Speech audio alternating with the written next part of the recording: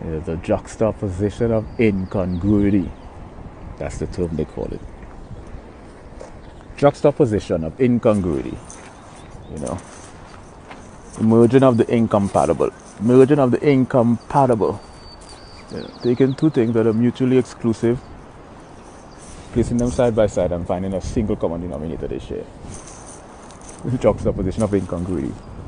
And what juxtaposition of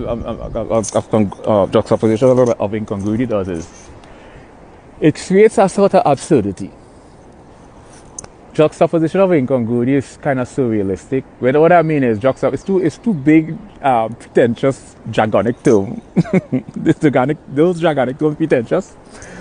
Juxtaposition of incongruity. Basically, you place two objects or two images or two concepts that are mutually exclusive and share no commonality whatsoever, side by side.